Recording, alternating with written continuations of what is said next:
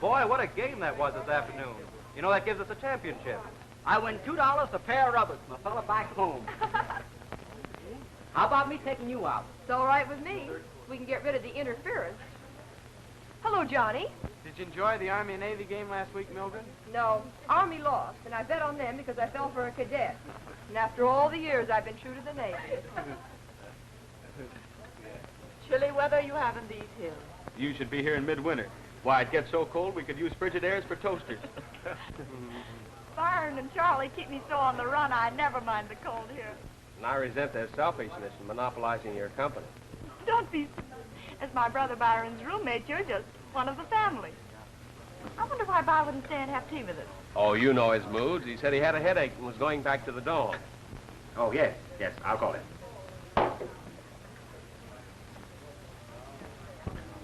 You're wanted on the telephone, Ken, long distance. Thanks, sir. Pardon me. I'm sure you'll find Professor Bostwick much better company. I'm afraid Kenneth is given to gross exaggeration.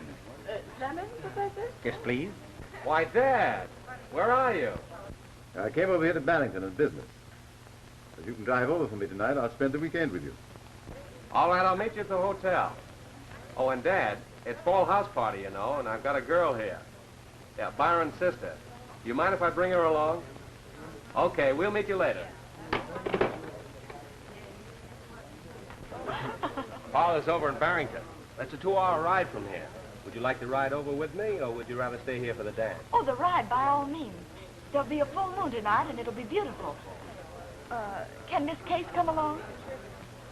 Why, certainly, if you like riding over rough country roads. I don't. Don't worry.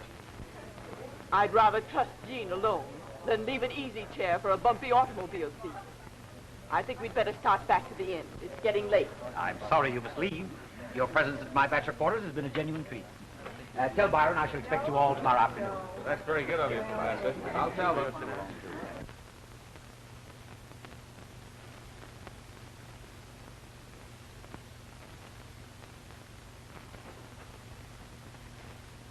Hello, Vi.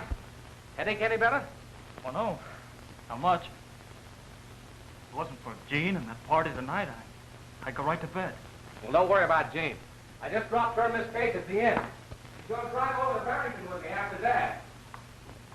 That means the straight-laced Miss Case is going to be left alone. She won't see me. I'm going to stay right here. What time you going to leave? We just finished tea, so I thought we'd start now. Then we can have dinner with Dad later. Vi, you sure there isn't anything I can do for you? Positive. I just want to be alone. I've got some thinking to do. Thoughts that aren't very pleasant. They're certainly in the dumps. Well, take a hot drink and try to cheer up by the time we get back.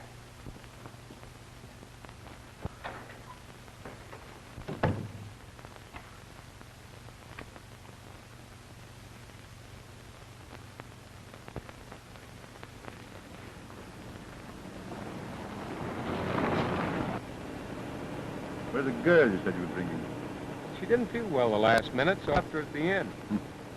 Like a brother. What do you mean by that? Oh, moody and strange. You know, I never liked what little I've seen of him. What do you know of his father? Nothing much. He died when Byron and Jean were very young. I didn't know what his business was, but he left plenty of money. Money, my boy, has never bought breeding. You know, you've had Byron at your home several times. As far as I know, you've never been asked to visit him. Vi tells me his mother doesn't care much for company. They're all right. Every day this ride's over, I'm getting tired and comfortable. We'll soon be there. You'll stay up in the dormitory with us as usual. Yes, there's room. Of course there is. Number 29. You go right up and I'll take the car down to the garage. Vi'll probably be asleep, but the door's always unlocked.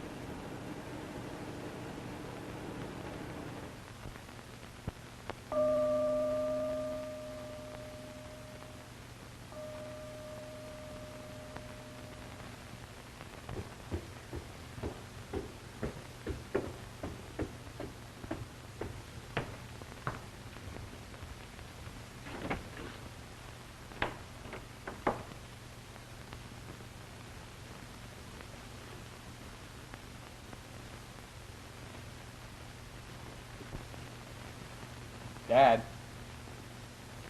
Dad? Bye. Byron.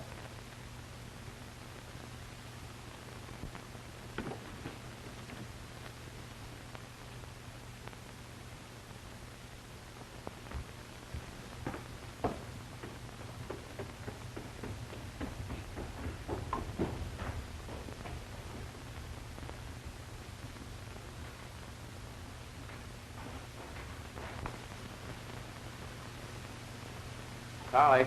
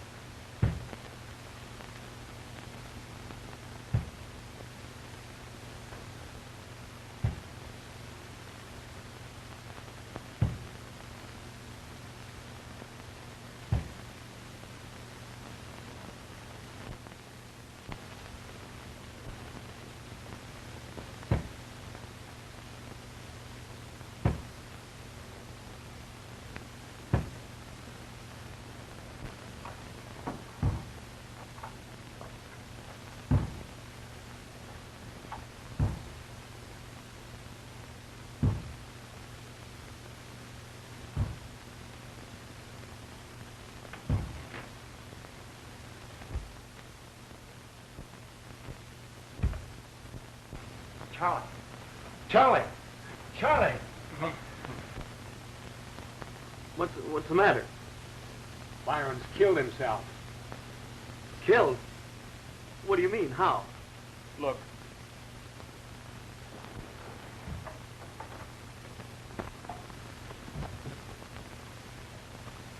When did you discover him?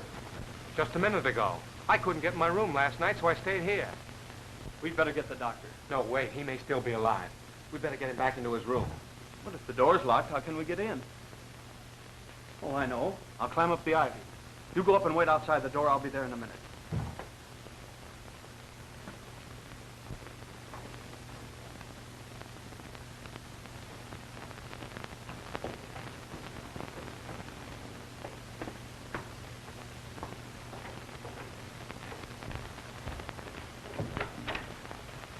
Is he?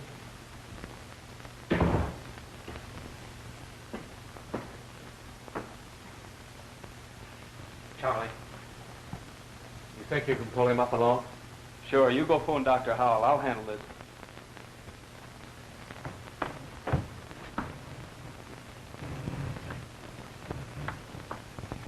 That's right, Doctor. 29 Stoneley Hall. And you'll be right over. Get me the inn, please. Is Mr. Joseph Harris registered there? Thanks. Dad, why on earth didn't you stay in my room? Well, never mind now and hurry right over. Something terrible has happened. Byron's committed suicide. All right. Professor Bostwick, please.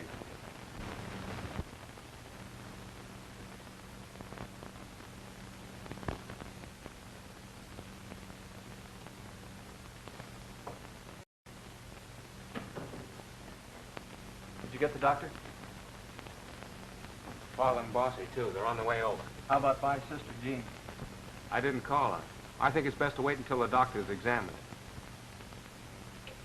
Why do you think By would do such a thing? As far as I know, he had no reason to take his life. Maybe he had reasons you know nothing about. What do you mean? Oh, nothing, I guess. This is most tragic, Professor. Yes, Dr. Howell. I can hardly believe what Kenneth told me. Come in. Where's young Coates, Ken?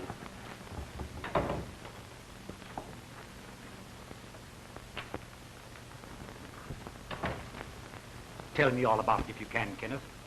I still can't believe that Byron would take his own life. I hurried as fast as I could. I'm glad you're here, Dad. You remember Father, don't you? Oh, glad to see you, Mr. Harris. I'm sure Kenneth appreciates your help at this moment. This is Charlie Penland, Dad. How do you do, sir? What made you change your mind and stay at the inn last night, Dad? Couldn't get in here because the door was locked. So after waiting some 20 minutes for you, I left for the hotel. When did you discover Byron? This morning. I couldn't get in here either last night, so I slept in Charlie's room. The thump of the body against the wall outside awakened me. Did you hear the same noise? No, sir. I didn't even hear Ken come in. I guess I'd been asleep for some time. You must sleep very soundly. Are in your clothes, too? Well, to tell you the truth, sir, I had a few drinks at the dance last night, and I can't be too sure of what I may have heard after that. I was so tired I didn't even bother to undress. Well, in that case, your account of last night would naturally be worthless, but warranting investigation. As you doubtless know, Professor, criminology has always been my hobby, although I'm a corporation lawyer. So I've understood, Mr. Harris. I'm sure your knowledge will be invaluable.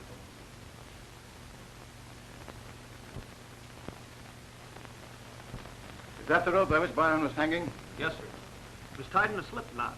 I loosened it. Strangulation by hanging is a very nasty death for one to choose. Particularly where the rope is heavy and rough as this. What are you getting at, Mr. Harris? The heavier the rope, the more difficult it is for the knot to slip. Sometimes it doesn't slip at all. However, it certainly worked in poor Byron's case. And now it's up to us to discover why he chose to hang himself. Gentlemen, Byron Coates did not hang himself. He was dead before the rope was tied about his neck.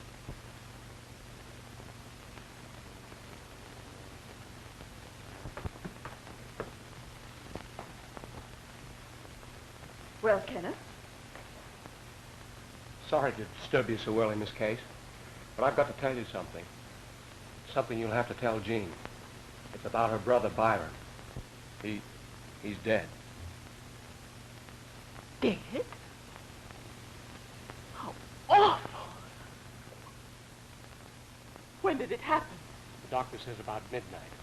I found him early this morning, hanging from his dormitory window. Then it was suicide? Well, we thought so at first, but the doctor's examination proved he was dead before the rope was tied around his neck. There'll be an autopsy this afternoon, and we'll know more definitely. I'll wire Byron's mother, and you tell Jean. No, I'll handle everything for this end of the family. Mrs. Coates is a helpless person if ever there was one. I'll phone her and follow what instructions she may give. This is a terrible situation. You think it's murder, don't you? Well, let's not say that yet until we really know. Well, it's obvious the person can't die and then hang himself later. There's liable to be considerable excitement here today. So Professor Bostwick has offered to give us our meals at his house so we won't be annoyed by outsiders. You tell Jean and I'll call for you at lunchtime. That's kind of the professor. We'll expect you at 1. I'll go up now and wake Jean. She slept quite long enough, if she came in when she said she was going to. Why, I didn't know she went out last night. She told me she had a cold and was going right to bed. I don't know anything about that. She suddenly decided she was going to walk over and see her brother and be back within an hour. Now, let's get all the facts straight. After you drop me in front of your dormitory, put the car in the garage. That's right.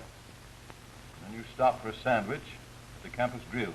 Yes, and from there I came right here and couldn't get in. Come in. Ken, I just heard the news. Gee, I'm terribly sorry. Oh, excuse me, Mr. Harris. That's all right, Bill. I was just leaving. I think I'll go downstairs and have another little chat with Charlie Penland. Ken, I'll meet you later at Professor Bostwick's. Isn't there anything I can possibly do? Poor old By. He was a swell fellow. Yeah, he certainly was, Bill. Swell roommate, too. I can hardly realize it. Why, I only saw By and spoke to him at 11 o'clock last night. You did? Where? Why, right here. I leaned out my window and asked him to go eat with me. He leaned out and said he was half undressed and was going to bed. Well, I fooled around a while, and then I heard your door open and close. I thought, of course, it was you. So I went to the window and yelled a second time for you. By looked out and said you weren't in. So I asked him if he was walking in asleep. He said no, he had a visitor. Then he laughed and said good night. Bill, that visitor might have been By's murderer. Gee, I never thought of that. Was By in pajamas the second time he came to the window?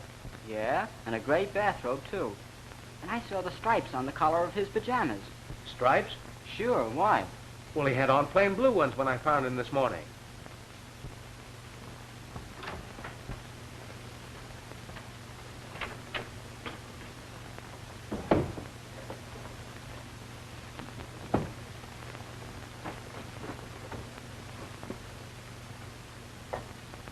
No striped pajamas here. And now that you mention it, I distinctly remember By had been wearing a striped pair the past few nights. This is the robe I saw him wearing, Ken.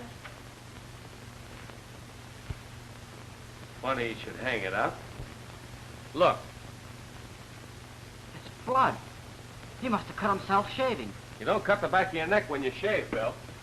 Listen, come tell your story to my dad before the local police get in and gum up everything.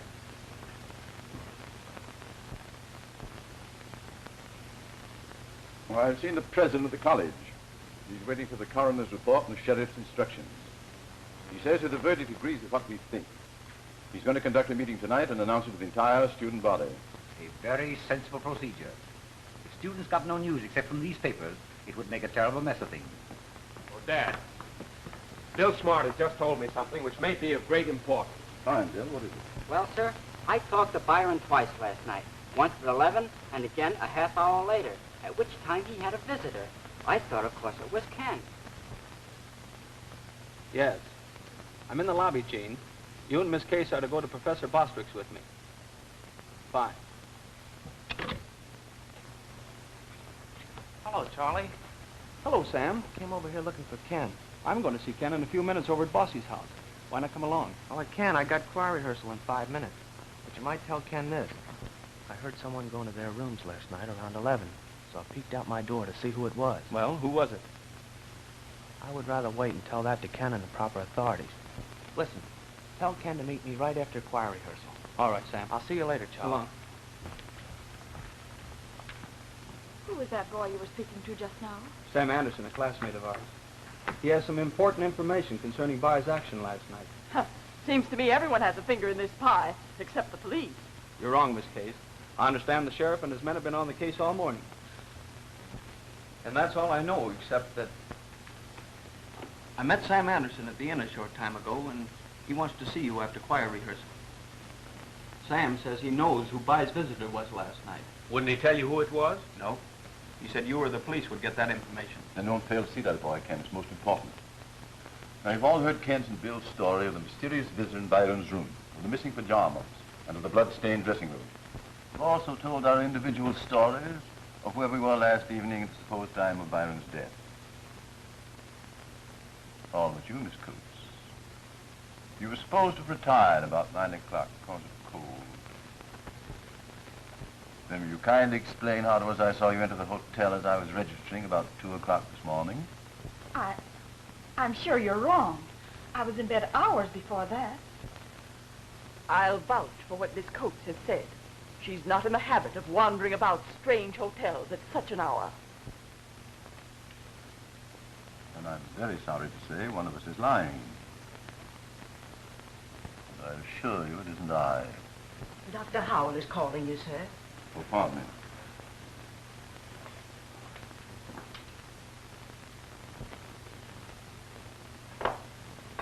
Hello? Harry speaking.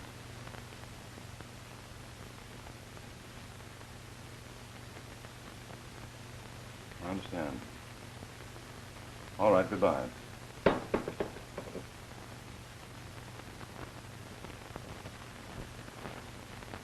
The autopsy has just been completed.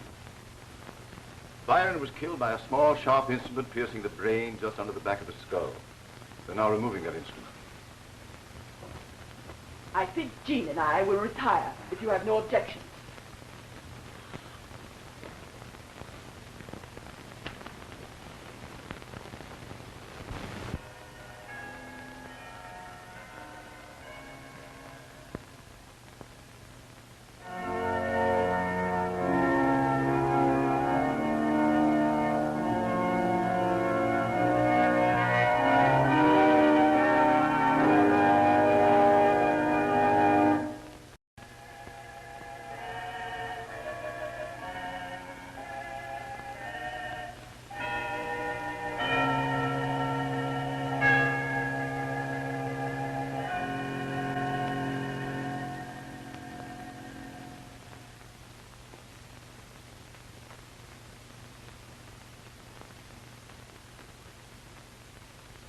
Men and women of the college.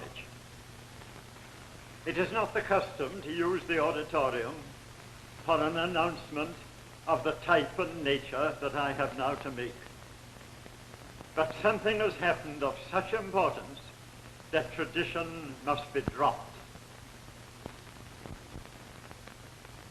One of your classmates last night met his death in a dormitory.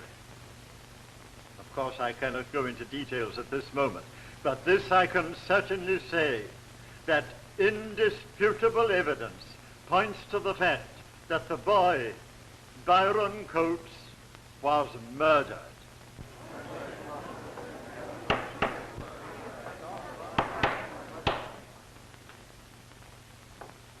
Murder is a terrible thing, particularly terrible when it is found in a college where youth and the highest ideals are supposed to prevail. This tragedy will naturally attract unwelcome publicity to the college. But Cornwall, I can certainly say, will hide nothing. And I request that each and any of you will come forward and tell the proper authorities all that you know relevant to this case. Mr. President,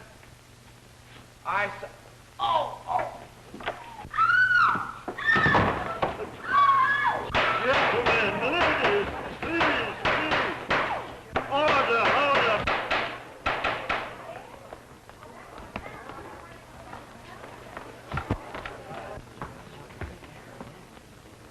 You realize who that is? It's Sam Anderson, the fellow who was going to tell us about Byron's visitor last night.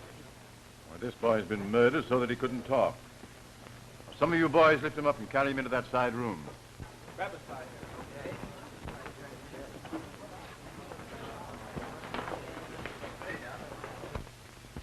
Poor Anderson was in exactly the same manner as Byron, naturally proving both crimes were committed by one person. Oh, Professor Bostwick, have you questioned the members of your choir as I requested?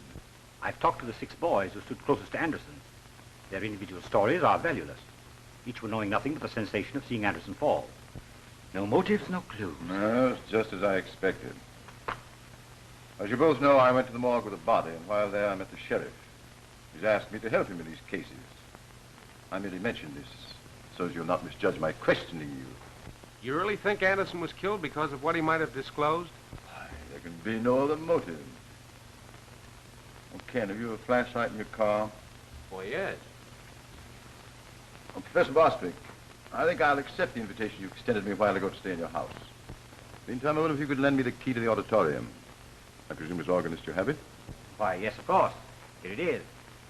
Only if you're going there tonight, I'm afraid you'll find the place rather eerie. Kenneth, I think, knows where the switches are. Thank you. We'll be back later.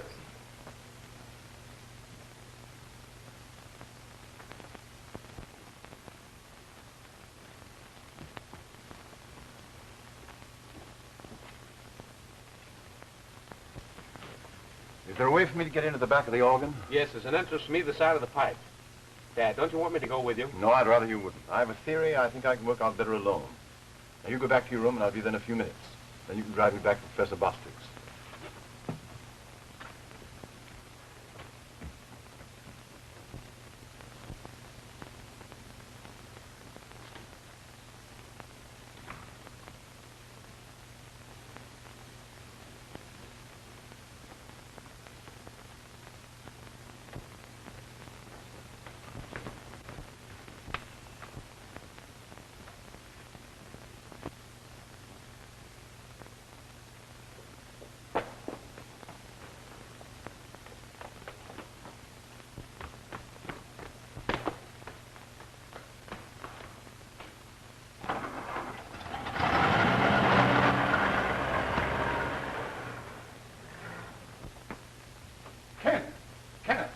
on, wake up. Get your car, quick. What's up?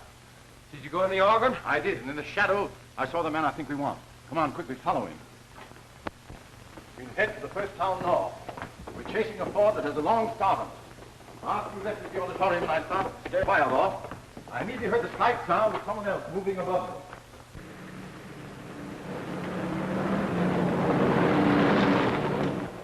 We've lost the trail. Well, what do we do now? Well, we go back to the auditorium, and this time you're going in with me. Okay.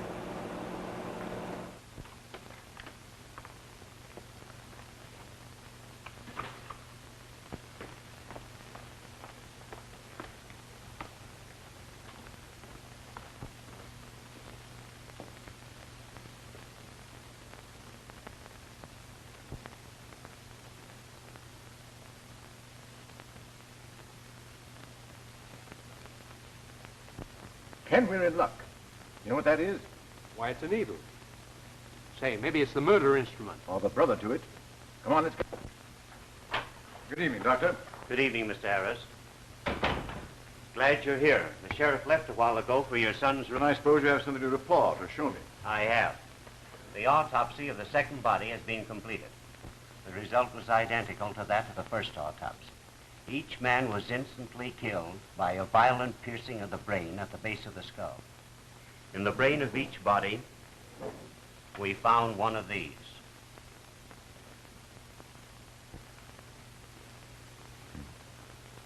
No, they're exactly alike.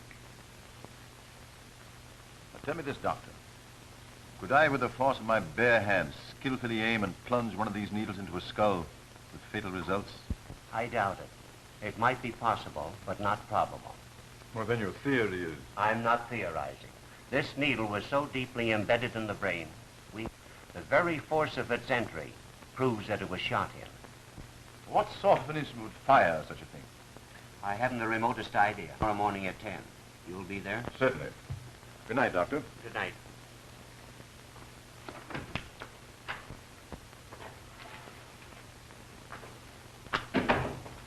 Hello, Mr. Harris. How are you, Sheriff? This is Ab Barker, my deputy. How do you do, sir? How do you do?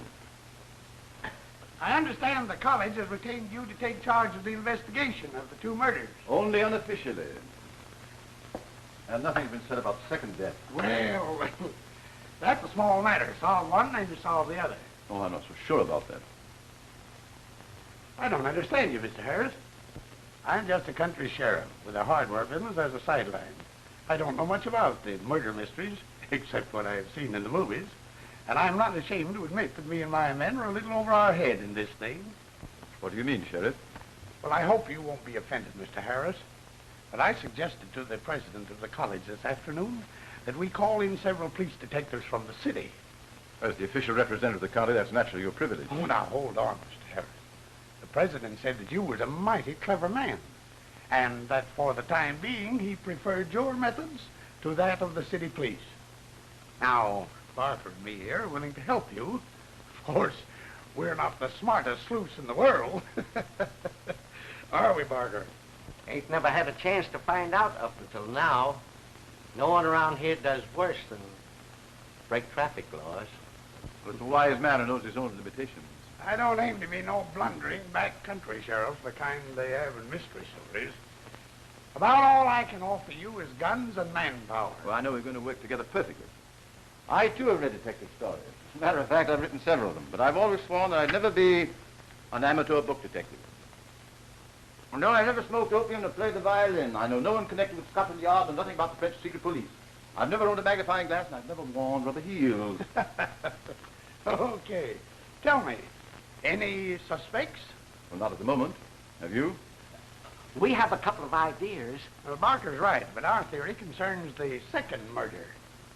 Doc Howell says that those needles were fired into the brain by some sort of a gun.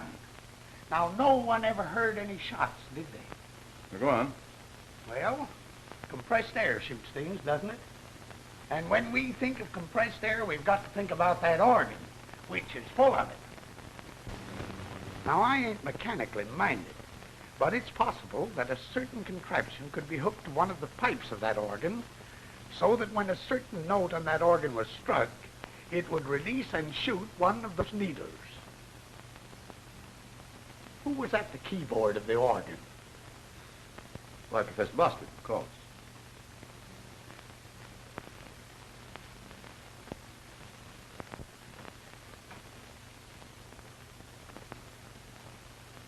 Professor Bostwick, do you mind sitting in the exact position you were in just before Anderson was killed?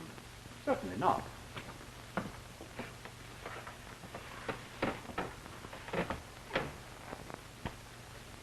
You sure your hands weren't on the keyboard, nor your feet on the pedals?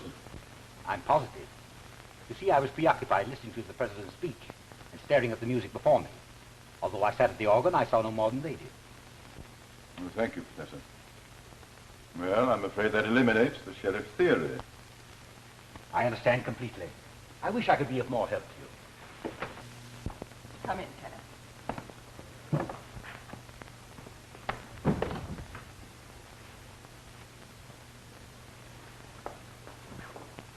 I'm sorry I haven't had a chance to talk with you alone, Jean, since Byron was... Don't, Ken. I know how you feel. But I certainly had a friend in you. And so you did.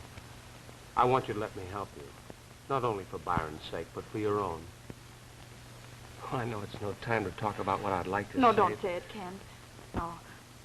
But if it'll help any, I feel the same way. Here comes that case. Father will be here in a few moments. Huh? I knew it. More third degree. Oh, he'll be very important, of course, but not overbearing. Miss Mason and I have been making all sorts of wild guesses about poor Byron, that Anderson boy. You see, I wasn't there, and no one has really told me about anything that's happened yet. Why, weren't you there, Miss Case? I thought I saw you when I came in. Yes, I was. But I sat so far to the side I couldn't see a thing. I guess that's Father now. Miss Case? Jean, may I see you for a few minutes? Why, of course. Jean, I want you to talk to me about Byron, just though I never met the boy. Tell me about his habits, his friends, his home life.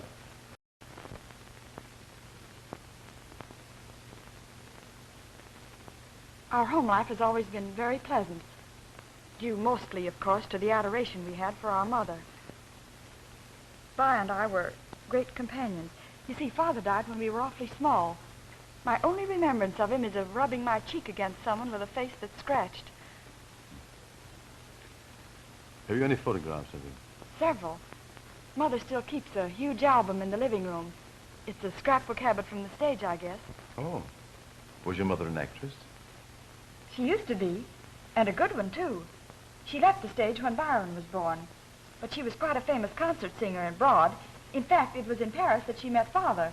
At least that was where they were married. But have you any remembrance of living elsewhere than Boston? Oh, my, yes.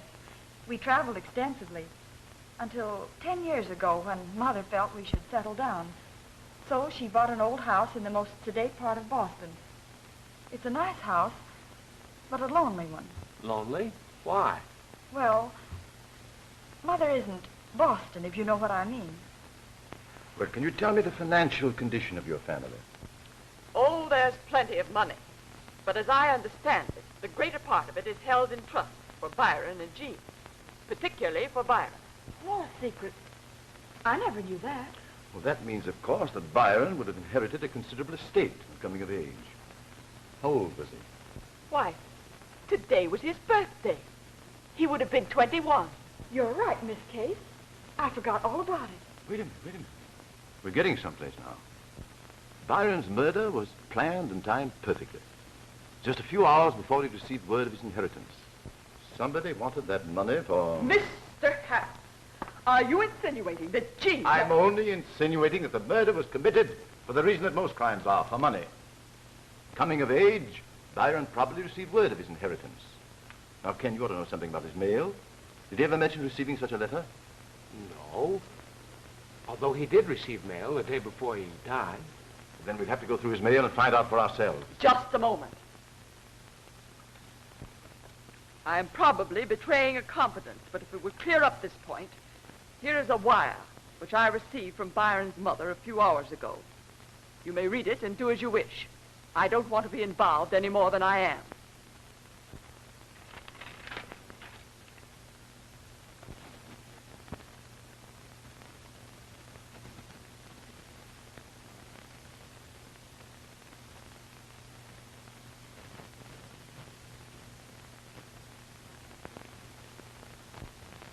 My dear, I'll thank you for this later. Come on, Ken, we're going to your room as fast as we can. Oh, but Dad, I want to talk to Jean. Later, come on, quick. I'll see you later, dear.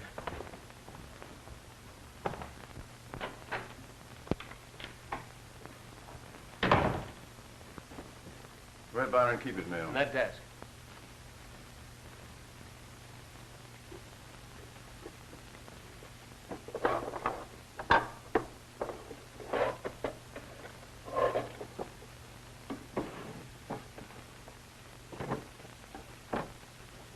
There's nothing here. Dad, someone's rifled this desk. Why, these drawers were filled with By's mail.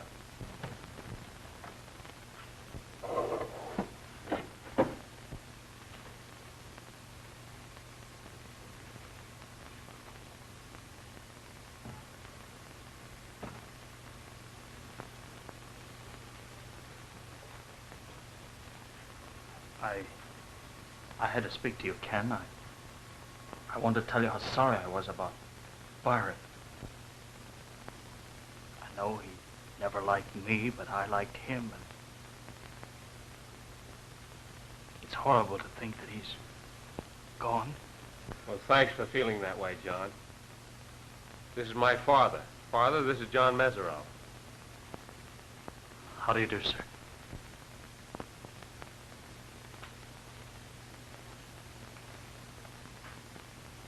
Pardon my staring at you like this, but your resemblance to Byron Coates is positively startling. Yes, I know that, sir. It's a weird feeling being the living image of a dead man. You, of course, are not related to him? Oh, no, sir. I belong to a French family living some few miles from here. If you'll pardon me, I shall say good night. I just wanted to extend my condolences. Well, thanks again, John. Ken, what do you know about that boy? Well, nothing much, Dad. He's in the junior class and the son of a Frenchman who runs a roadhouse near here. He's not generally liked, and Byron was particularly antagonistic toward him because of their resemblance. By used to say he rather enjoyed his own face and didn't care to see it spread around. Ken, jealousy is often the motive for crime. You surely don't believe that Mesereau would kill By because of their resemblance, do you? Why, they had nothing in common but appearance. That's the point, my boy. Somehow I feel that this resemblance has a deeper bearing in the case than we know. However, I shall investigate him in the morning after the inquest. In the meantime, there's something I want you to do. What? Byron's body's going to Boston in the morning, and you're going with it. Oh, Dad, I don't want to do that. You do as I tell you. The sheriff and I are perfectly capable of taking care of things here, and I need someone to interview Byron's most interesting mother. But Jean and Miss Kay should do that, not me. You're wrong, my boy. I'm keeping them here for a purpose. If things are as they should be, Byron's mother will consider that her last letter possibly drove him to suicide. And I want you to make her keep that thought until we find out what she wrote him.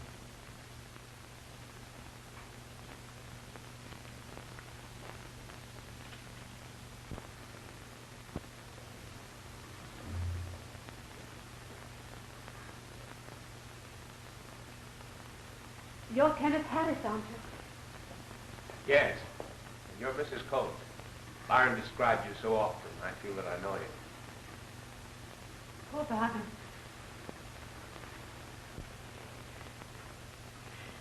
Please tell me, where is he? At Waterman's funeral rooms downtown. I shan't see him. I couldn't stand that. I'm going to try not to be sentimental. But I know you share my grief. And I want you to tell me all about it. You see, they wouldn't let me see the papers. And I know nothing except what Miss Case told me over the telephone. I found Byron hanging outside the window by the rope that's used as a fire escape. Oh, how terrible. Did Jean see him? No, we thought it best not to.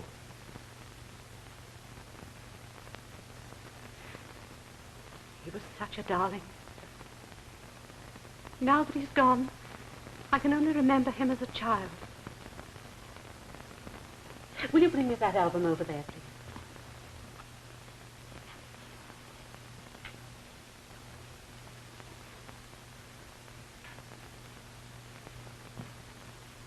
Thank you. I want you to know Byron as I shall always picture him.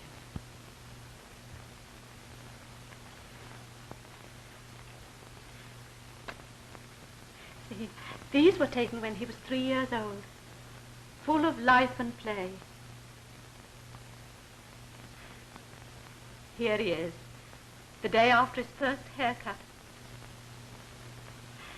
The day he lost his baby curls and became a little man.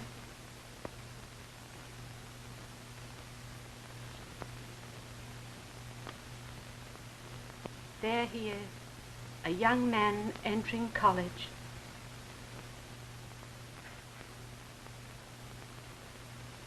My boy.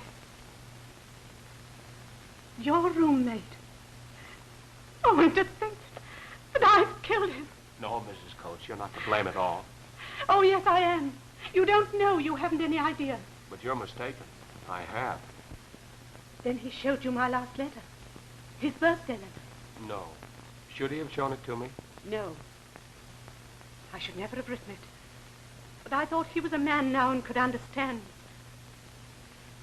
And forgive. Mrs. Coates, I was very close to Byron. Perhaps if you told me what that letter contained, I'd know how it affected him. No, no. That letter's been destroyed now. I wired that it should be so. I've got to tell you something, Mrs. Coates. Miss Case tried to honor your telegram, but there was no letter to be found. The desk was broken into the night your wire arrived. Who took it? Tell me that. Who took it? We don't know, but we wish we did. Now, Mrs. Coates, please don't get upset. But Byron did not kill himself. He was murdered. And the murderer wanted your letter. My Byron murdered. No, no, no. Oh, now, Mrs. Coates, please. Please. Oh, no, no.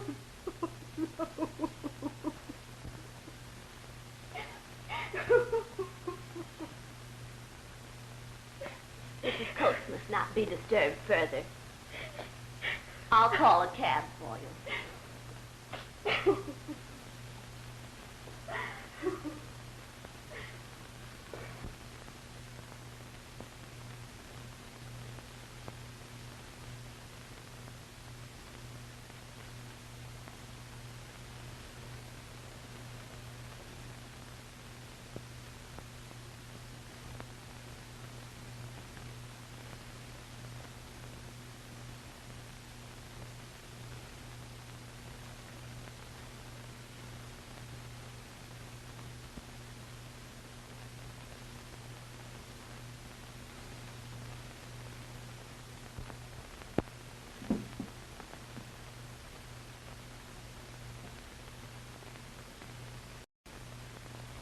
Sheriff, you did a clever bit of work in unearthing this contraption from the college grounds. Wasn't a bad bit of sleuthing, if I do say so myself. I also found out it belonged to Professor Brand. I had Barker tell him to come up here. Come in.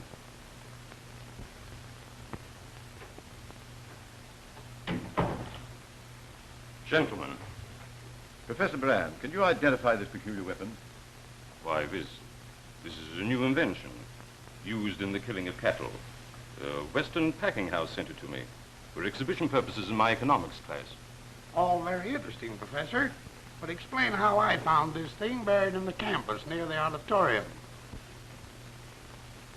That I can't answer, sir. I've been in New York over this past weekend and returned today only because of these tragic deaths. Now, don't worry, Professor. Our question is only to determine who used that gun in your absence. Of course, you read in the papers that these boys were murdered through the penetration of steel needles in their skulls. Yes, I did. That's the cause of my present anxiety. You see, this gun is a most uncommon instrument. and to my knowledge, the only one within miles of here that could have shot those needles. Did you ever shoot that gun yourself? Yes, into the woodwork of my classroom for demonstration purposes. You see, the packing house included 3 needles as ammunition for the gun. 2 of the needles were found in the bodies. Is this the 3rd?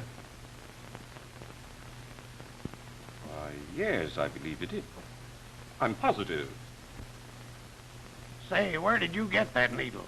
You've been holding out on the law. Oh, never mind. I'll explain that later. Now, Professor, there's only one more question.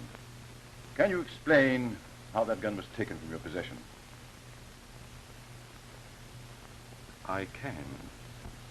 Perhaps I made a serious mistake, but Byron Coates saw me demonstrate the gun in my economics class. After the lecture, he asked to borrow it over the weekend. Coates is a level-headed student. I granted his request with no other thought in mind than that he wanted it for further study. So Byron had the gun, eh? Pardon me, Professor. We'll have to keep the gun as material evidence. Naturally. Good day.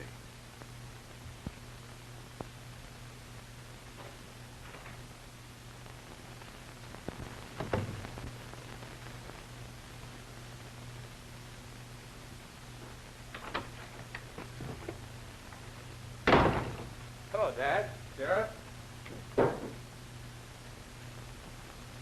I just passed Professor Brand in the hallway. What was he doing here, Dad? He was identifying his murder weapon, which makes the first part of my case almost complete. Oh. Tell me about your trip to Boston. Well, there isn't very much to tell. The trip was a flop as far as getting information was concerned. What about that letter? I couldn't find out what was in that letter. But she did show me some very interesting photographs. It's unfortunate you couldn't learn the contents of that letter, which undoubtedly contains some very startling news, besides the inheritance facts. Whatever that news was, it probably instilled the thought of suicide in Byron's mind. Now, this unique and silent weapon was demonstrated while he was in this mood. He obtained it and kept it in his room to the night of his death, when he professed to have a headache in order to have privacy. He was interrupted by the arrival of an unknown visitor whom Sam Anderson claimed was here. Whoever this unknown visitor was, he both saw and used the opportunity to kill Byron with the very weapon that Byron himself produced. That's a right smart theory, but what about the second murder? Where does it come in? And why was Byron hanging outside his window?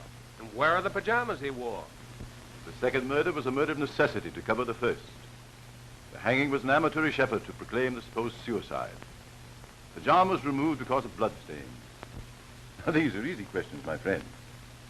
The difficult one is, who was the murderer? Well, I'm going to clean up before we go over to Bossy's, Dad. Professor Bostwick was called away to Holyoke for an organ recital. He won't be back until tomorrow for the inquest. Well, we'll go over there anyway. Why should we go to Bossy's if he won't be back till tomorrow? Why, Ken, isn't that the dressing robe that Byron had on when he died? Gosh, I put it on without thinking. What the... Why, it's a letter to Byron from his mother.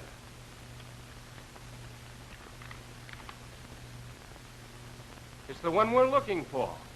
I'm the law here. Give me that letter. But I represent the university. Now, wait a minute. Remember, Miss Coates wanted this letter destroyed, unread. I'll prevent that. I demand it as evidence. You should have it in due time. I understand your feelings, Ken. We'll take the letter to Jean. She shall read it for us. Your mother's letter to Byron has just been found. We've decided you should be the first to read it because of its evident personal contents.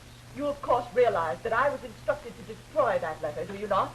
There's nothing to stop me from still doing so. Your obligation to justice will stop you. I suppose you take this in the living room and read it, and we wait for you here. Well, I think it's merely a family skeleton. If so, I ask the right to tear it up. But if it has any positive bearing on By's death, I'll give it back to you, and you may read it to everyone here. This is a funny murder case. You and me are the law, but we don't get no evidence or clues until everybody else is through with them. Yeah, and I don't like it. You'll have to assume the responsibility for this. Of course. Gene. I don't want to know what's in that letter under any circumstances. So I'm going to take a walk on the campus until the whole thing's over.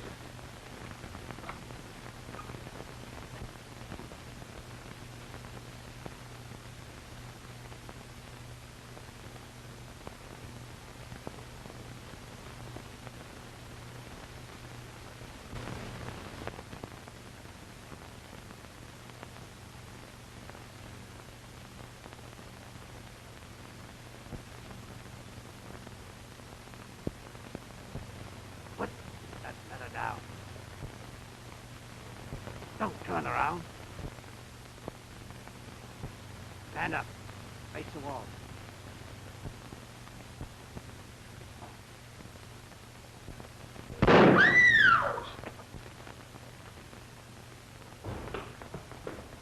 Gene!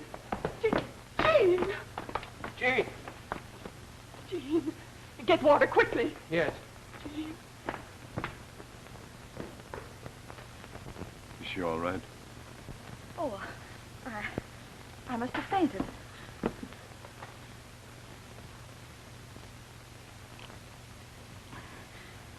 I'll be all right in a moment. Did you catch him? The sheriff and the deputy are after him. Did you see him at all? No, he came in to get the letter, but I think I fooled him. Now, Jean, tell us just what happened. I was sitting in this chair with my back toward the door as I started to read the letter. I'd read the first page when I thought I heard a faint noise behind me.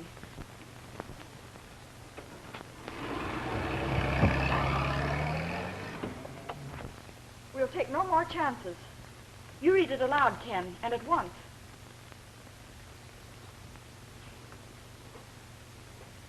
Dearest Byron, happy birthday. You are now 21, and that not only means that you are a man, but a wealthy one. In a Boston bank waiting for you is an inheritance from your father. Your share is over $500,000.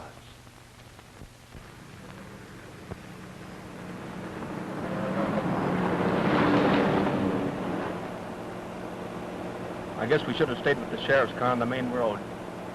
But I've got a hunch that this will lead us to something more than a pasture. This is the river road we're on, Charlie. You know, the one that leads to the old deserted roadhouse? We'll stop here. That place is just around the curve.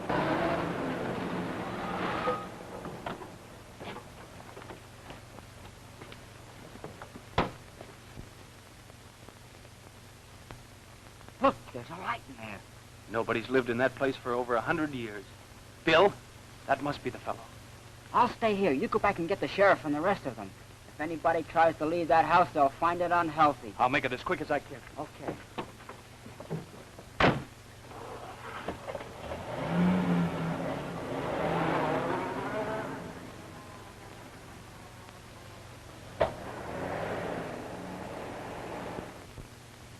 So now, Byron, you know for the first time that you have a half-brother, John Shaw. He would be a year older than you are now, and although I naturally haven't seen him since he was placed for adoption with a French family by the name of Mesereau 15 years ago, please understand, Byron, dear, that you and Jean have my complete love. I've forgotten John as I forgot Joe, his father, who deserted me many years ago when I learned my marriage to him had been faked and illegal. At the time that I married your father, he accepted and loved John to an extent that made him legally adopt him. Then, as you know, Father died soon after the birth of Jean and Paris. The reading of his will disclosed that he left John an equal third of the fortune you and Jean were to share.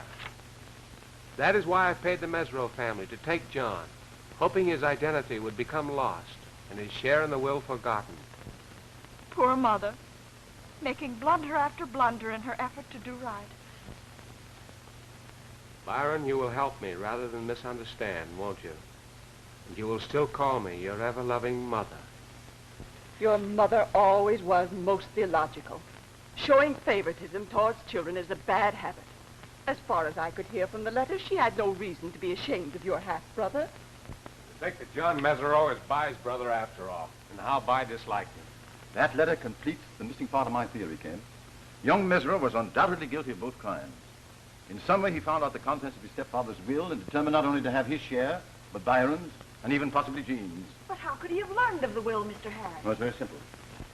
Byron read the letter and blurted out the news to Mesro at his first opportunity. That opportunity being when Mesro came to see him the night he was killed. Stop him. Who?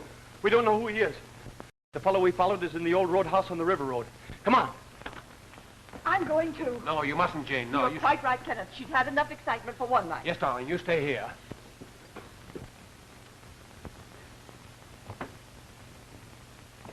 We lost him. We found him, Sheriff. Where? He's in the old deserted house on the river road. Go.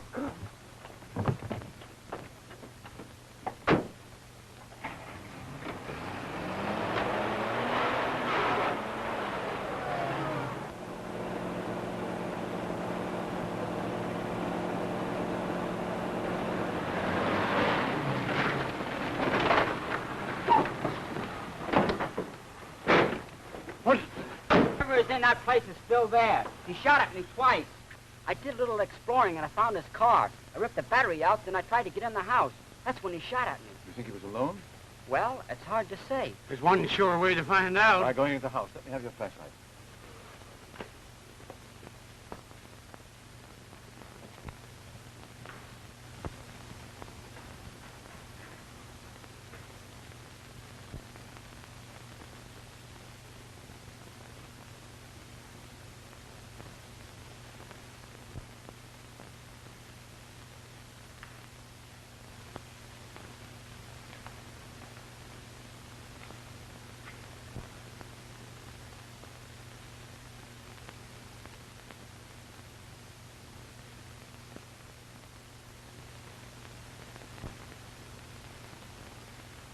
Going up them stairs, Sheriff? Not yet. We'll try something else first.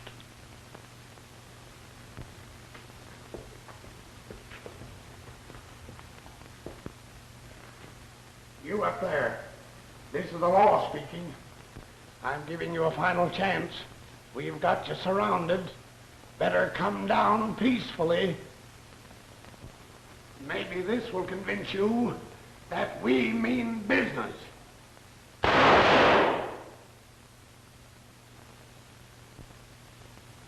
I guess we'll have to chance those stairs. Barker and I will lead. Wait. I'll call him by name. John Mesro. John Shaw.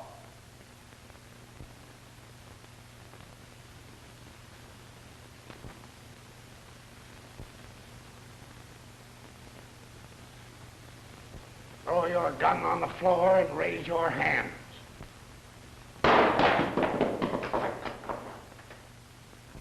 What do you want me for? The murder of Byron Coates. No. No, I didn't kill him. You can't accuse me of that. Then I arrest you for the murder of Sam Anderson. Yes. Yes, I did kill Anderson. I had to. But I didn't kill Byron. He was my brother. And who did it, Mesro? Tell me. No, don't shoot. I'll tell. It was...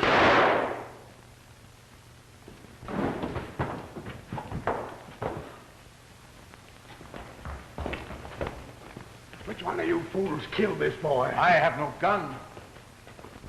Speak up. One of you shot him just as he was about to tell the name of Byron Coates' murderer. Break those guns open.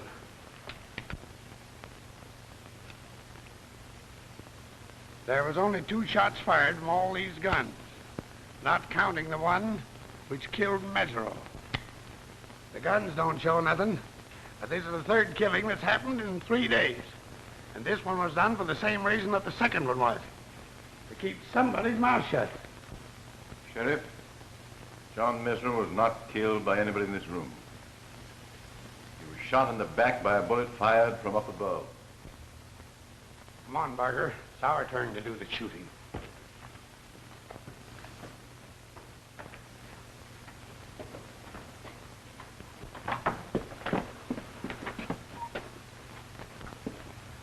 You go that way, Barker. I'll go in here.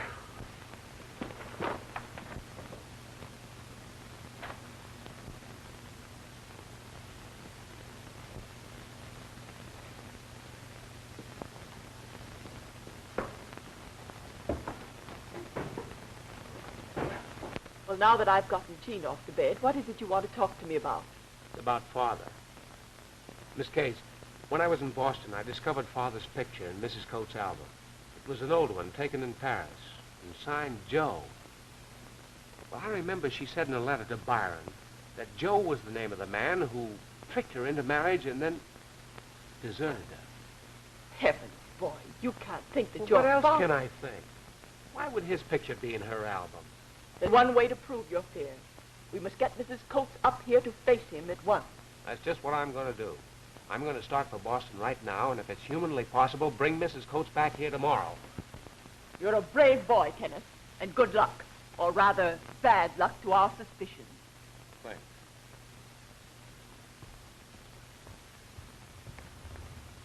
Ah, Miss Case, you're just the person I want to see. Come, Mr. Harris. More questioning. No, not exactly. I want you to send for Mrs. Coates immediately. What? Well, now that's a coincidence. Kenneth has just left for Boston to get her. Ah, fine. I believe she holds the key to the entire mystery. Good night.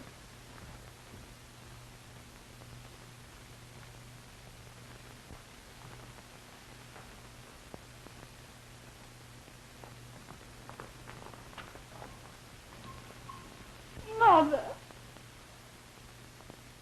Why didn't you tell me you were coming? Oh, my dear girl, I should have been with you all through this. Oh. Your father was in the dining room when we had breakfast. He should be here any minute. Here he comes now. Well, young man, it's about time you showed up. Dad, I want you to meet Byron's mother, Mrs. Coates. How'd you do? Mrs. Coates? Oh, why'd you stare so? Well, I'm sure we've met before. I don't think so. Though we should have, with Byron and Kenneth rooming together for so long. You seem to fit in the past. I have it. It was in Paris. Great heavens, Lucille Sloan, the concert singer, the toast of Paris. Don't you remember me? I was a student, and a mutual friend brought me to your dressing room. We had supper that evening, and the next day we went riding.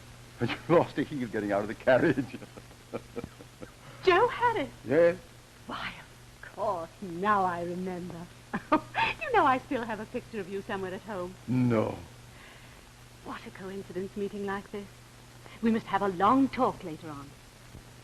Will you come upstairs with me, dear? Of course, Miss Case and I will help you, Mother. We'll see you at Professor Bostwick's.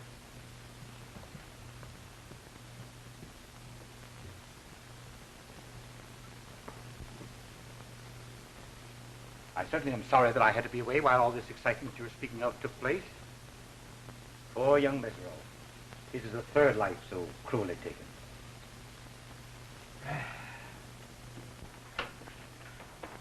Good afternoon. Are the others here? Oh, yes, and Professor Bostwick is back from Holyoke, too. Thank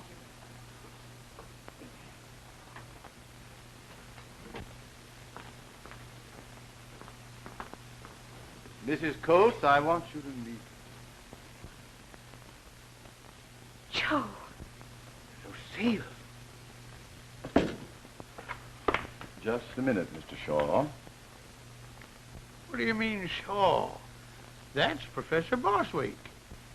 That man is John Mesereau's father, Joe Shaw. The man whom I thought I was married to. Sheriff, I demand you hold this man for the murder of Byron Coates and John Mesereau, and as accessory in the murder of Sam Anderson. You're darn tootin', I will. Why, I don't know what you're talking about. John Mesereau committed all the crimes you accuse me of. And why did you kill him? I'll tell you. You killed Byron Coates so that your own son could get his share of the inheritance. When Sam Anderson saw you leave the scene of the crime, and you forced John to murder him. Unfortunately for John, he was about to disclose your guilt. So he was the third victim. The murder of your own son killed the chances of your ever getting your hands on the Coates' inheritance. If John had lived, Jean would probably have been your next and last victim. Wait a minute. You're a very clever man, Mr. Harris. But if Lucille hadn't recognized me, your case against me wouldn't be worth a copper. Oh, on the contrary, my dear Professor, it'd be worth all the copper in the electric chair. You see, I interviewed the Mesereaus yesterday and discovered your identity as John's father for myself. Hello, Jean. I don't know how I'm ever going to thank you for all you've done, Mr. Harris. Well, it's Ken who deserves most of your thanks. I did what I could through my interest in criminology and for the reputation of the college. When now it's all over, there's something I want to ask you.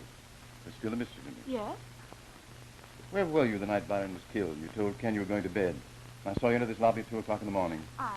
I'm sorry I lied about that. You see, I did it to save someone's feelings. Who do you mean? Charlie Penman. I broke a secret engagement to him because, well, I liked someone else. As no one but ourselves were involved, I lied to Ken so that I could meet Charlie and tell him how I felt. Well, my dear, love affairs and murder mysteries are not strangers by any means. And who's the lucky man?